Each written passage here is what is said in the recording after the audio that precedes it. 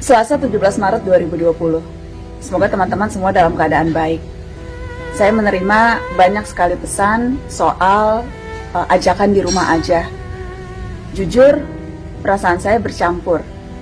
Ada senangnya, karena ternyata banyak yang sudah melakukan, siap melakukan, dan ikut menyebarkan ajakan itu.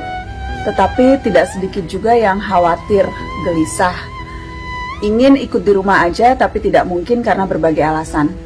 Dan ini terus terang membuat gundah. Ketika saya membaca pesan-pesan yang masuk, ada banyak sekali yang masuk. Saya ingin membacakan beberapa di antaranya supaya teman-teman juga bisa dapat gambaran. Ada buruh pabrik yang bilang, kita juga ingin tetap kerja di rumah Mbak Najwa, tapi apa daya kami hanya buruh outsourcing. Tanpa bekerja kita tidak ada nafkah. Ada yang bilang, hamba retail, buruh retail. Kami hamba retail Mbak Nana yang harus melayani customer di saat sebagian sudah work from home, tapi tetap ada target penjualan yang belum tercapai, yang entah tercapai atau tidak di kondisi saat ini. Ada juga teman-teman tersayang tenaga medis yang bisik-bisik ke saya. Mereka bilang, ya ini adalah tugas dan tanggung jawab profesi, mereka ada kebanggaan melakukan itu.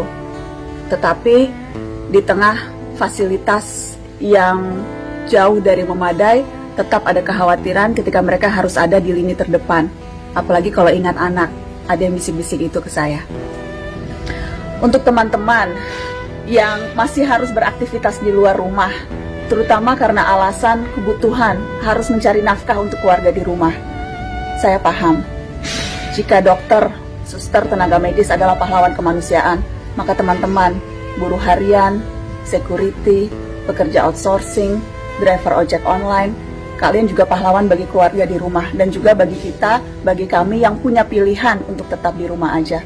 Karenanya menjadi sangat penting bagi perusahaan-perusahaan yang bisa mengambil keputusan untuk meminimalkan resiko bagi karyawannya untuk betul-betul mempertimbangkan itu. Ada satu lagi curhatan ke saya dan saya ingin bacakan curhatan ini. Mbak Najwa, teman kantorku hari ini ada yang batuk, ada juga yang flu berat.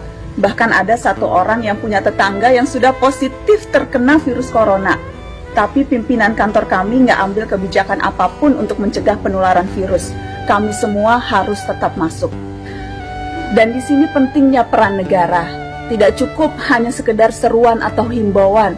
Harus ada langkah konkret. Harus ada kebijakan turunan yang bisa memaksakan agar seruan ini diikuti. Bukan hanya sekedar himbauan di awal.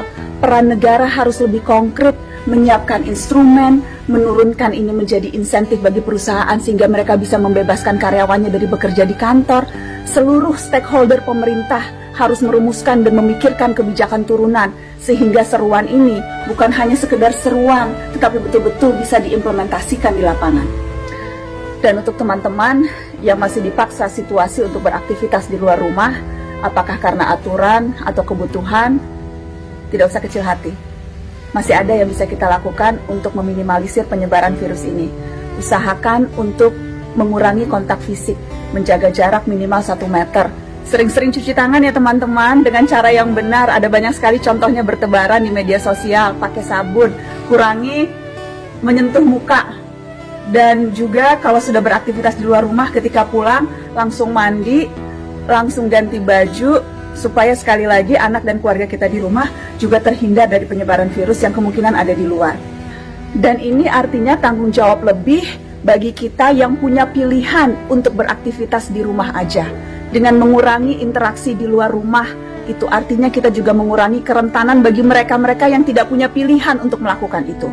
Di rumah aja, itu artinya mengurangi kontak fisik atau interaksi dengan orang lain, social distancing. Bukan artinya terus kumpul-kumpul di rumah keluarga, bukan artinya mengatur pertemuan arisan, bukan itu teman-teman. Sekali lagi, soliter adalah solidaritas, dan kita semua bisa melakukan itu bersama-sama. Stay safe teman-teman.